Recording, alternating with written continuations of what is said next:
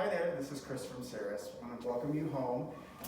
Since we are unable to perform your move-in inspection in person, we wanted to put together a quick video to show you some common things that we get questions about and help you avoid some unnecessary frustration and show you how the systems in your apartment work. So we'll get started. So first of all, we will replace all your light bulbs in your apartment for you. This includes the light bulbs that are above your pendant, in the pendants above your island, as well as below the cabinet and in the ceilings. Just submit a work order online at cirrusseattle.com and we'll take care of that for you. Each home is also equipped with carbon monoxide and smoke detectors. These are local, so these don't actually sound in your neighbors' homes. We'll replace the batteries for those. It gives you a low battery warning and starts to chirp when that is the case. If you do have a cooking mishap, you can silence those by pressing the little button in the middle. If you do have a cooking emergency, please turn on the fan that is above your range and also open your patio door.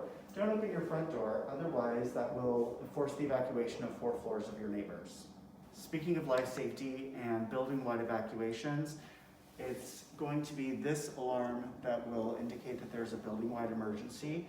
Please familiarize yourself with the emergency operations that is included in your move-in packet. With a high-rise, we do evacuate a little bit differently. We do controlled evacuations of only 4 floors at a time.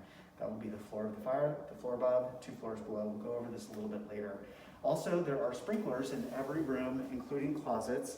Please don't hang anything off of your sprinklers. I once had someone who put party decorations in the form of streamers on a sprinkler and broke them, resulting in a flood. So we don't want that to happen.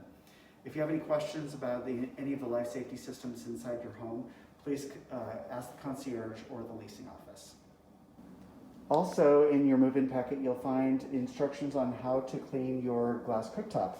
We recommend a product called Ceramibrite. It gets put on like a paste and buffed like a car wax. It is important to keep your stovetop clean between uses, otherwise food particles will bind to the surface of the glass and they are expensive to replace. While we're in the kitchen, you have these special outlets that turn off very quickly in the event of a short. They're called GFCI outlets. You press the middle button in the center here to reset in the event this is tripped. Most people know how these operate, but most people don't know is that they also control these other regular outlets within the home. So if these aren't working, check your GFCI outlet first. Also, your circuit breaker box is located typically in the bedroom of your home. In this particular model, it is behind the bedroom door. The circuit breakers can be turned back on. If they trip, they are going to go into a middle position like this you see right here. To turn it back on, you turn it off completely and then back on. Another safety feature in your home is this water detector that's located in each laundry room. It's very loud and it senses water that's on the floor. If this does sound, please turn off your washing machine and call the emergency maintenance hotline and have someone respond immediately. Another safety feature in each home is we do have a fire extinguisher underneath every kitchen sink. There's also fire extinguishers outside your home, which we'll show you in a little bit. In most of our refrigerators, we do have a filter that we will replace. The water filter reset indicator will light up, and the filtered water dispenser, which is on the left side of the refrigerator, will start to drain slowly. So if this is the case, just submit a work order online at cirrusseattle.com. Our homes don't have water heaters inside them. Instead, the whole building is served by a central boiler system. It may take a minute or so for you to get hot water, but you can literally take an hour-long shower if you want to. You'll just pay for that water consumption. Speaking of water, every home also is equipped with a utility shutoff area. There's a butterfly enclosure that you can open this and turn off the water supply within your home. Hopefully you never have to worry about a flood, but it is there in the event of an emergency. Also, our emergency maintenance staff is on call 24/7, so call the emergency maintenance hotline and one of our maintenance team members will respond within moments. In each home, there's also a switch in the living room and bedroom areas that will control one of the outlets in the room because we don't have overhead lighting in the living room or the bedrooms. So this switch controls an outlet on this side of the room, which is great for floor lamps or table lamps. Typically, it's notated by a little black dot that's actually on the outlet. So look for that when you're installing your new lamps in your appliances. The patio doors in each home are a little bit tricky. They are very high efficiency and all of the windows are double paned. So to close it and open it, the position is down. To seal the door, it is pushed all the way up. And if you want to lock the door, push this against the jamb and we'll provide a key to turn, which will lock this in place. And then to open again, all the way down and slide.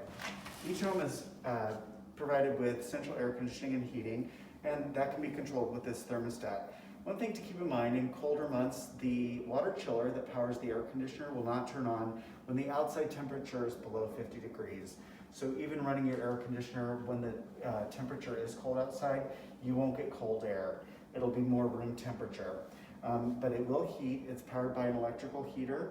And then you can also set this to turn on and off at certain times. I leave mine on auto to a comfortable temperature because our building is LEED certified. It's very well insulated, and I just like to keep it a good temperature all the time. Now that we've had the opportunity to go through the items inside your home, I'll take you on a quick orientation of the building, show you where garbage goes, show you where your nearest emergency exit is, fire pole, how to use the intercom system in the front, and where the packages are delivered. On both sides of each hallway, there is a fire pole, an emergency exit, and an additional fire extinguisher, in addition to the one that's under your sink. In the event of a fire emergency inside the building, please pull down on this fire pole because it will let the fire department know where in the building to respond, and it also lets your neighbors know that there is an issue in which they need to evacuate. There's another fire extinguisher here, and then right behind me is your emergency staircase. As we discussed, in the event of a fire emergency, only 4 floors are going to be evacuated at a time. The floor of the fire, the floor above, and 2 floors below. Continue down this staircase to 4 floors down and see if there's still an alarm going on once you've reached that level. If there is, continue outside the building. If not, wait for the all clear from the fire department through the building-wide intercom. Also, in each elevator bank, we have a garbage chute, which performs both the function of recycling and garbage disposal. So, right in this hall here is our double function garbage chute. You just press garbage or recycle, toss the item down, and the diverter at the bottom will put it in the correct bin. One thing to note is anything larger than a cereal box cannot go down here as far as cardboard goes. Cardboard comes down to the loading dock level, which is on R1, or the loading dock level only elevator C serves. Also, compost will come to that area as well, and we'll show you that next. So to get to the loading dock area, you would just press R1 from the keypad here, and it will tell you to go to elevator C. If elevator C has been locked down for freight mode and someone else is using it for a move, this will say access denied. If that is the case, come down to floor 1 and the elevator will take you to the lobby level. There's a little staircase that will go up about half of a level, and that will take you to the loading dock area as well, which we'll go over as shortly here. So now we're on R1, our loading dock level. This is where your movers will deliver your goods. So if you're having a furniture delivery, please be sure to reserve the loading dock, which we do in 3-hour increments each day. If you don't have a reservation, generally we can't accommodate your move because you can't fit 2 vehicles in here at the same time. Be sure to let your movers know about the 16-foot size restriction for their vehicle, as something larger just won't be accommodated in here. And then down this hallway right here is where the garbage and recycling chute is. Let's take a look at that.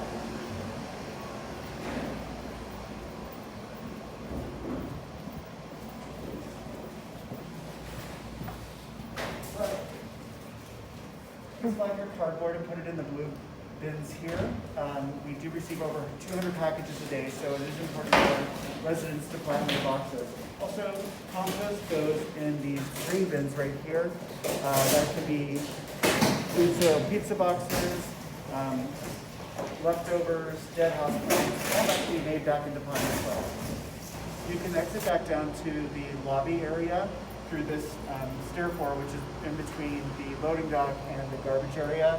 Just fob in, and there's a half-floor staircase, which will lead us right back down to the first floor elevator lobby, which you can also utilize if the elevator has been locked down for freight mode to bring your cardboard into the loading dock area. So inside the mailroom here is where the United States Postal Service will deliver your packages. Oftentimes, like companies like Amazon will use the United States Postal Service to deliver parcels. So if you receive a notification that it's here, but not from us or the Amazon hub, check your mailbox first to ensure that there's not one of these keys inside your mailbox. All of the other packages go first to the Amazon hub, which is located on P1. If the hub is full or the packages are too large to fit in the hub, they will go to our concierge, who is available 24/7 in order for you to pick up your parcels. To receive your package notifications, most efficiently, we recommend that you download the app Windsor Communities Living, which is powered by Mobile Doorman, and then to add people and deliveries, services to your guest list, and that we can know that we can send them up to your home.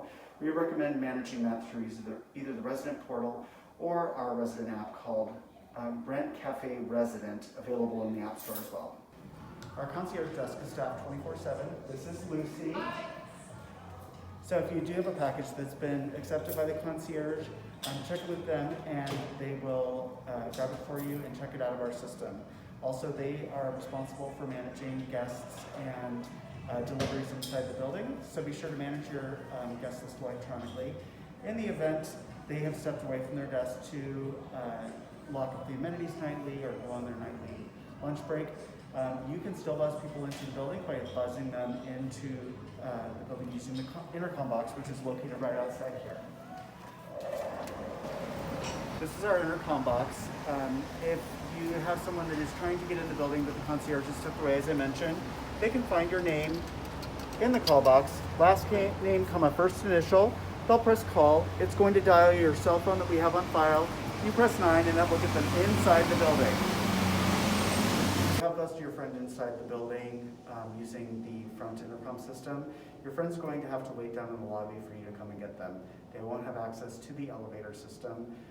You'll have to come down and escort them up into the building or wait until the concierge returns. Thanks for enduring this move-in inspection with us. Again, welcome home from all of us here at Cirrus. If we can be of assistance, please don't hesitate to reach out. Also, feel free to leave us a review on Yelp, Google, or apartmentratings.com. Thanks so much. Talk to you soon.